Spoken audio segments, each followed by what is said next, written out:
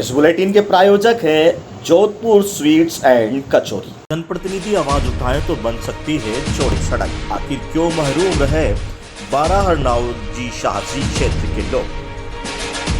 हरनौदा शाहजी कस्बे से जुड़े झालावाड़ जिले के बड़े कस्बों को जोड़ने वाले राजगढ़ अकलेरा मार्ग को 38 किमी हिस्से को जल्द ही चौड़ा किया जाएगा। इसकी कागजी कार्रवाई शुरू हो चुकी है। निर्माण झालावाड़ जिले के अंतर्गत आने वाली सड़क का होना है, जबकि 12 जिले से होकर गुजरने वाले इसी मार्ग से जुड़े 18 किमी के हिस्से को नहीं बनाया जाएगा।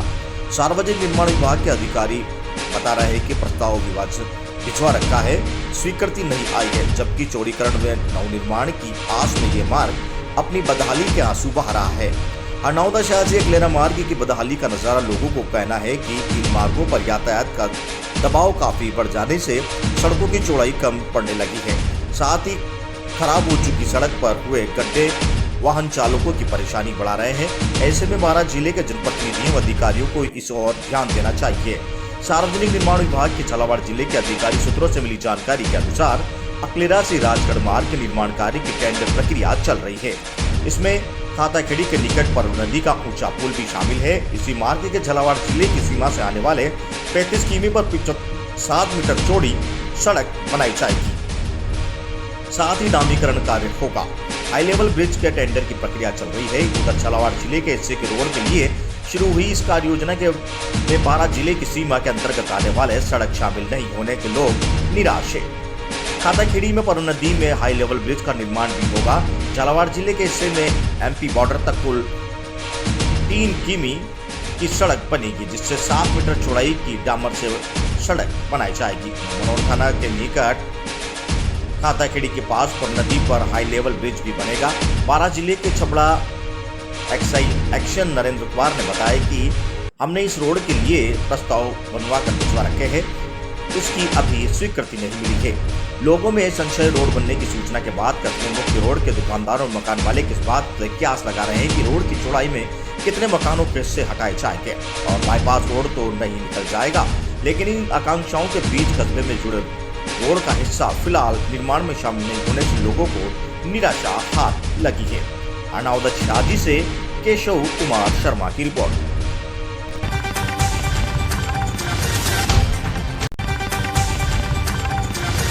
111 दीप जलाकर मनाया जन्मदिन। भाजपा उपाध्यक्ष के भांजे का मनाया जन्मदिन। राजवीर सिंह सिसोदिया के जन्मदिन पर बुडनपुर में श्री बालाजी मंदिर में 111 दीप प्रज्वलित कर नारायण सिंह राठौड़ भाजपा मंडल उपाध्यक्ष बेसुदा के संसदीय क्षेत्र बुडनपुर में राजवीर सिंह सिसोदिया का 5वां जन्मदिन शुक्रवार को धूमधाम से मनाया गया। जब बुडनपुर में स्थित श्री बालाजी मंदिर पर 111 दीप प्रज्वलित किए गए। वहीं श्री बालाजी की आरती और दीप प्रज्वलित कर राजवीर सिंह सिसोदिया के अच्छे स्वास्थ्य की लंबी आयु की प्रार्थना की गई। भाजपा मंडल उपाध्यक्ष नारायण सिंह राठौड़ बुडनपुर ने लाडले भानेज राजवीर सिंह सिसोदिया का जन्मदिन विदेशी संस्कृति के विरुद्ध केक न काटकर हिंदू सनातन धर्म के अनुसार हनुमान जी की महाराज के प्रांगण में दीप प्रज्वलित कर बजरंगबली की आरती उतार कर और मंदिर प्रांगण में श्रमदान करके मनाया गया। जन्मदिन में उपस्थित प्रदेश कार्यकारिणी के सदस्य राकेश यादव, बेसुदा भाजपा मंडल उपाध्यक्ष नारायण सिंह राठौड़, बेसुदा धीरज सिंह राठौड़, जसवंत सिंह चौहान, मनोहर सिंह चौहान, महेंद्र सिंह चौहान, सुमित सिंह राठौड़, पूर्व पत्रकार गोरक्षा वाहिनी मानपुरा तहसील अध्यक्ष उपस्थित रहे। नारायण सिंह राठौड़ भाजपा मंडल उपाध्यक्ष बेसुदा ने शुक्रवार को कहा कि उनके लाडले वाणिज्य राजवीर सिंह सिसोदिया के जन्मदिन पर मिली असंख्य लोगों की शुभकामनाओं से वे अभिभूत हैं और उनके लिए पास शब्द नहीं है। उन्होंने कहा कि शुभकामनाओं से उन्हें और कड़ी मेहनत करने की ताकत मिली है। वाणिज्य के 5वें जन्मदिन पर शुभकामनाएं देने वाले का धन्यवाद करते हुए उन्होंने कहा कि हमारी साझी यात्रा जारी है, अभी बहुत कुछ करना है। हम तक आराम नहीं करेंगे जब तक कि मजबूत, समृद्ध और समाजसेवी भारत में अपने सपने का साकार नहीं कर लेते। इस भारत के लिए हमने स्वतंत्रता सेनानियों ने अपनी जिंदगी खपा दी है। बुडनपुर से कैमरामैन सुमित सिंह राठौड़ के साथ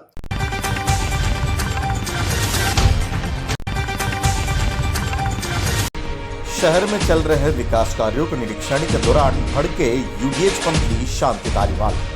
निर्माणाधीन सुभाष लाइब्रेरी प्रोजेक्ट का कर रहे थे निरीक्षण। इस दौरान ठेकेदार को बुलाकर यूडीएच मंत्री शांति कुमार धारीवाल ने पूछा कि कार्य की धीमी गति का कारण बताएं, जिस पर ठेकेदार ने तर्कों का बहाना बताया और खारिज किया। इस दौरान धारीवाल ने ईडीआई सचिव को मौके पर बुलाकर फटकार लगाई। वहीं ठेकेदार पर तुरंत जुर्माना ठोकने और नोटिस जारी करने के निर्देश दिए। कोटा से दुष्यंत सिंह गहलोत की रिपोर्ट।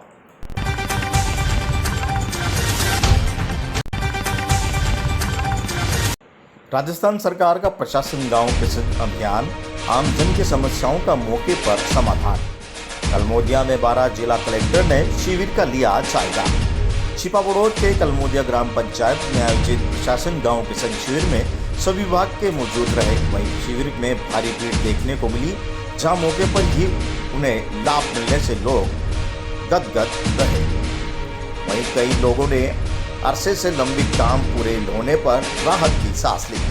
शिविर समाप्ति तक जारी प्रोग्रेस रिपोर्ट के अनुसार 4 बंटवारे, 10 खाते में नाम शुद्धिकरण, 3 इंतकाल, 3 रास्ते के प्रकरण, 50 जाति एवं मूल निवासी, 100 पेंशन सत्यापन, 70 खाद्य सुरक्षा के लिए नामांकन हुआ। वहीं 12 जिला कलेक्टर राजेंद्र विजय व छबड़ा छिपाबड़ोद पूर्व विधायक करण सिंह राठौर ने आयोजित शिविर का निरीक्षण कर शिविर की व्यवस्थाओं का जायजा लिया, जहां सरपंच अनीता मीणा व कलमोदिया ग्राम पंचायत की ओर से माकूल व्यवस्था पर पूर्व विधायक ने सराहना की। वहीं शिविर में शिकायत लेकर पहुंचे लोगों की जिला कलेक्टर ने तुरंत संबंधित विभाग के अधिकारियों को बुलवाकर समाधान करवाया। शिविर में उपखंड अधिकारी जनक सिंह, तहसीलदार गोकुल प्रसाद सैनी, नायब तहसीलदार हेमराज नागर, हनाउदा शाहजी, नायब तहसीलदार देवेंद्र सिंह हाड़ा, पटवारी मनमोहन सिंह मीणा सहित जलदाय विभाग, विद्युत चिकित्सा, परिवहन, सार्वजनिक निर्माण व अन्य विभागों के अधिकारी व कर्मचारी मौजूद रहे। छिपाबड़ोद 12 से जितेंद्र कुशवाहा की रिपोर्ट।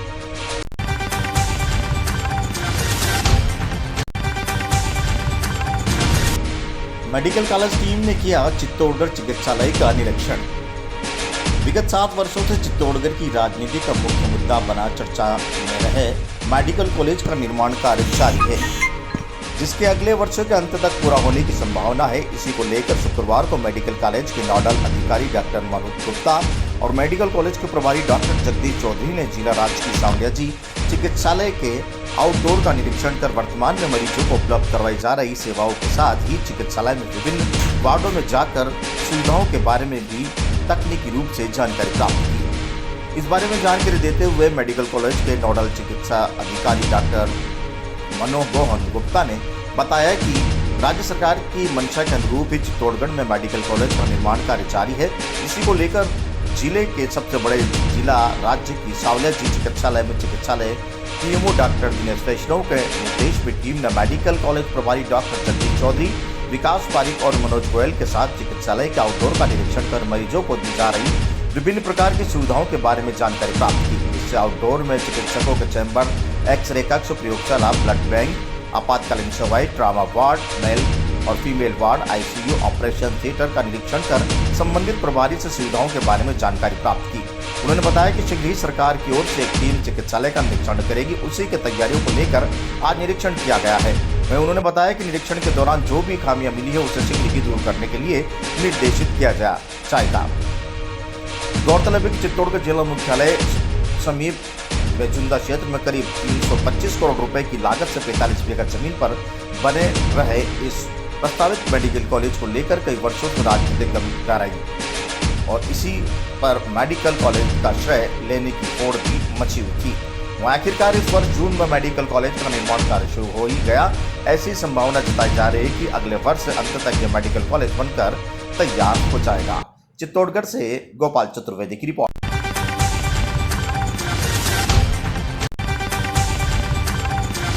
चकतारा वन प्रभाग नाकासर रेंज वन अधिकारी ने पकड़े 39 नग देवदार के। चकराता वन प्रभाग के जंगलों में हो रहे देवदार के वृक्षों के अवैध कटन और चोरी छिपे की जा रही तस्करी पर लगाम लगाने के लिए आज रात चकराता वन विभाग के कानासर रेंज अधिकारी महेंद्र सिंह गुसाई के नेतृत्व में टीम गठित कर रात्रि गश्त कर रहे थे।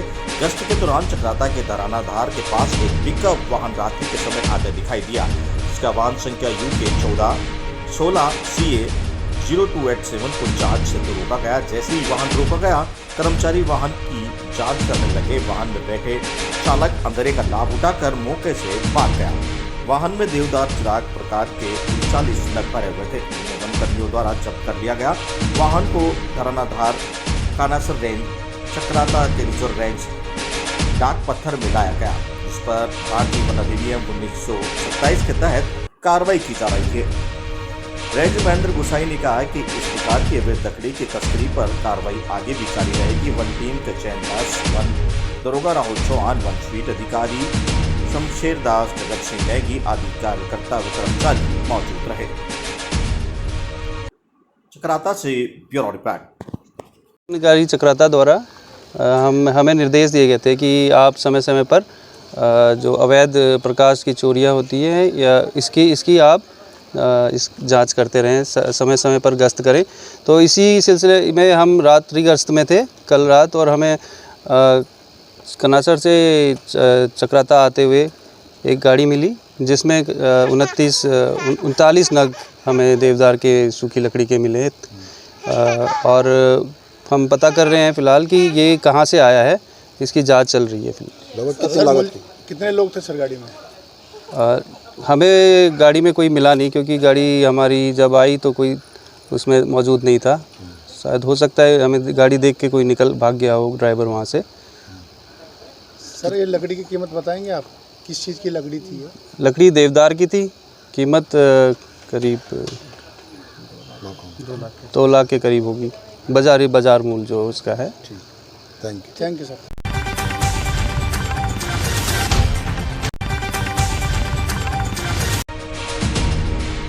6 साल बाद महामृत्युंजय महादेव मंदिर का गुंबज का प्रथम चरण का कार्य हुआ पूर्ण।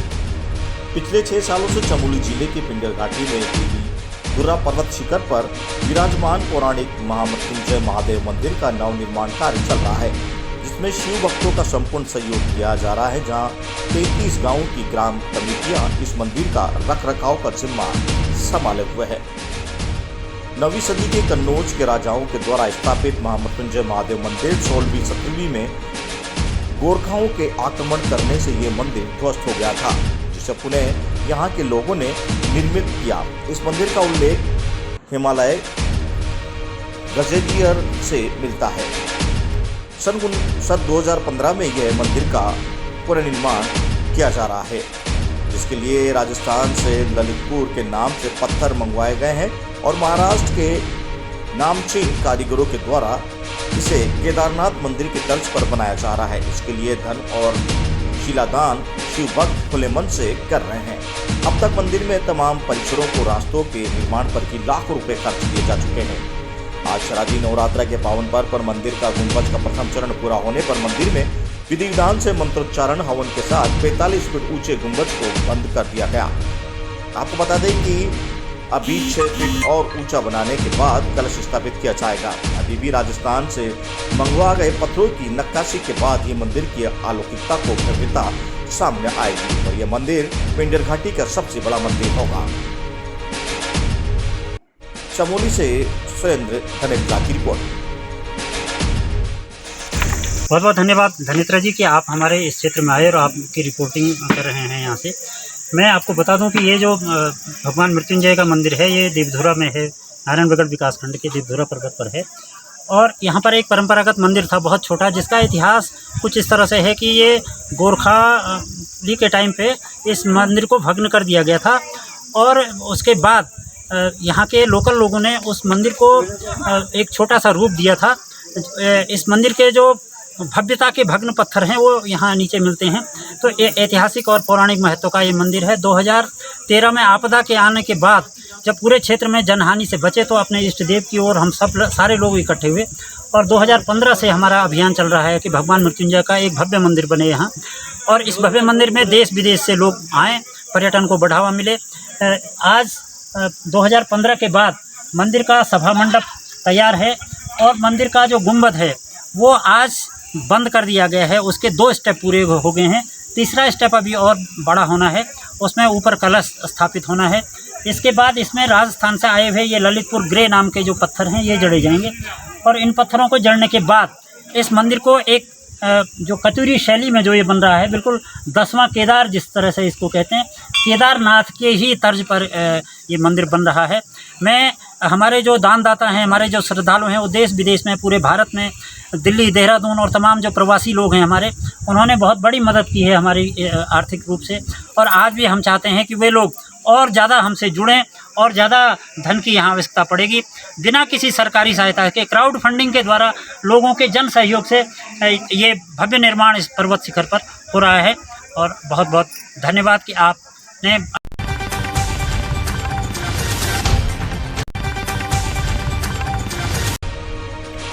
प्रधानमंत्री नरेंद्र मोदी का ऋषिकेश दौरा सफल, ऑक्सीजन प्लांट का किया विधिवत उद्घाटन। उत्तराखंड की देवभूमि कही जाने वाली ऋषिकेश की पावन धरती पर एक बार फिर प्रधानमंत्री नरेंद्र मोदी का आगमन हुआ है। एम्स ऋषिकेश में बने हाईटेक टेक्नोलॉजी के ऑक्सीजन प्लांट के उद्घाटन किया गया। इस दौरान सूबे के मुखिया पुष्कर सिंह धामी सहित तमाम मंत्री और सांसद एम्स ऋषिकेश पहुंच चुके हैं। मौके पर सुरक्षा के पुख्ता इंतजाम नजर आए। पत्रकारों से बात करते हुए कैबिनेट मंत्री हरकीरत सिंह रावत ने कहा कि प्रधानमंत्री नरेंद्र मोदी का उत्तराखंड में अहम लगाव रहा है। यही वजह है कि हर बार उत्तराखंड आना चाहते हैं। केदारनाथ जाने के बाद तो यहाँ उनके गुरु दयानंद आश्रम पहुंचकर गुरु के दर्शन करने की दोनों ही अवसर पर उन्होंने देवभूमि में लगाव होने की बात कही है। गंगा के तट पर देवभूमि से मैनुअल ऑक्सीजन प्लांट का उद्घाटन एम्स में, जबकि 35 ऑक्सीजन प्लांट का वर्चुअल उद्घाटन किया जाना बहुत ही महत्वपूर्ण है। वहीं राज्यसभा सांसद नरेश बंसल ने भी मुख्यमंत्री के दौरे को कार्यकर्ताओं के लिए एक जोश और उत्साह भरने की बात कही। तो बता दें कि इस ऑक्सीजन प्लांट चालू होने में एम्स ऋषिकेश के कभी भी ऑक्सीजन की कमी वेंटिलेटर पर मरीजों को नहीं होगी। ऋषिकेश से वीरेंद्र रावत की रिपोर्ट। सबसे पहले तो मैं आभार व्यक्त करती हूँ यशस्वी प्रधानमंत्री आदरणीय नरेंद्र भाई मोदी जी का, कि उनका उत्तराखंड के प्रति बहुत गहरा लगाव है, जो कि आज उनके उद्बोधन में भी साफ दिखाई दे रहा था। उन्होंने अपने वक्तव्य में बोला भी इस बात को कि उत्तराखंड से उनको कितना गहरा लगाव है। और आज उनके सेवा, समर्पण और सुशासन के 20 वर्ष पूरे हुए हैं। मैं उनको 20 वर्ष सफलतापूर्वक पूरे करने पर ऋषिकेश नगर निगम की ओर से बहुत बहुत बधाई और बहुत बहुत शुभकामनाएं भी देती हूं। ऋषिकेश के लिए एक एम्स अपने आप में ही एक वरदान है, और ऑक्सीजन प्लांट जिसका आज उन्होंने यहां पर लोकार्पण करा, और बाकी 162 वर्चुअल के माध्यम से देश के 162 अन्य अत्याधुनिक ऑक्सीजन प्लांटों का उन्होंने लोकार्पण करा। तो मैं अपने आप को हम ही सौभाग्यशाली समझते हैं और कृतज्ञता व्यक्त करते हैं माननीय प्रधानमंत्री जी के लिए कि बाकी जगहों उन्होंने वर्चुअल से करा और ऋषिकेश एम्स में वो स्वयं आए। एक उसमें क्योंकि हमारा ये पर्यटन तीर्थाटन से जुड़ा हुआ प्रदेश है, और ये इसकी आजीविका, इसका रोजगार जो भी है पूरी तरह से पर्यटन पे निर्भर है। और तीर्थाटन की दृष्टि से देखा जाए तो ये आध्यात्मिक का प्रदेश है और ये देवभूमि मानी जाती है। तो ऑल वेदर रोड उनके लिए एक ऐसी है कि जो कि 12 महीना सुचारू यहाँ पर यात्रा चलती रहे और लोग यहाँ पर 12 महीना आते रहे। तो ऑल वेदर रोड उसमें सबसे महत्वपूर्ण है। ऋषिकेश का रेलवे स्टेशन जो कि मुझे लगता है कि पूरे प्रदेश का सबसे अत्याधुनिक चीज़ों से बना हुआ, और जिस पहाड़ी क्षेत्र की कल्पना से लोग जैसे आते हैं तो यहाँ से पहाड़ का द्वार भी, गढ़वाल का द्वार ऋषिकेश को माना जाता है। वो सारी चीज़ें उस योग नगरी रेलवे स्टेशन के अंदर है। तो उसके लिए भी मैं उनको बहुत बहुत बधाई और शुभकामनाएं दी। निश्चित रूप से माननीय प्रधानमंत्री का, मोदी जी का जिस तरह उत्तराखंड के प्रति लगाव है, क्योंकि लोकसभा चुनाव के बाद भी जिस तरह वो केदारनाथ आए हैं और पूरे केदारनाथ का जो जीर्णोद्धार है, नवनिर्माण है, पूरे उनके देख रेख में हो रहा है। तो उनका अगाध प्रेम उत्तराखंड के प्रति है और आज उनके दौरे से हम सब लोग उत्साहित हैं। और जिस तरह पूरे प्रदेश और देश के अंदर ऑक्सीजन प्लांट का वो शुभारंभ कर रहे हैं, वो निश्चित रूप से एक संकेत है कि ये गंगा के तट पर, गंगा की धरती के किनारे पूरे देश को ऑक्सीजन देने का काम, पूरे देश को ऊर्जा देने का काम, पूरे देश को एक स्वस्थ जीवन की कामना गंगा माँ से माननीय प्रधानमंत्री करने के लिए आए हैं। तो एक हमें बहुत ही अच्छा उत्साह है।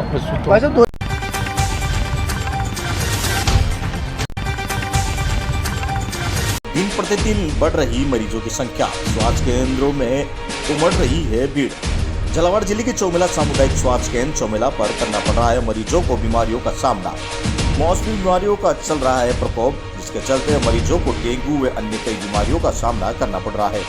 वहीं दूसरी ओर कहीं घंटों तक बिजली कटौती हो रही है, जिससे समय समय पर जांच की रिपोर्ट देने पर भी हो रही है समस्या, जहां पर लोगों को कई समस्याओं का सामना करते हुए परेशान होना पड़ रहा है।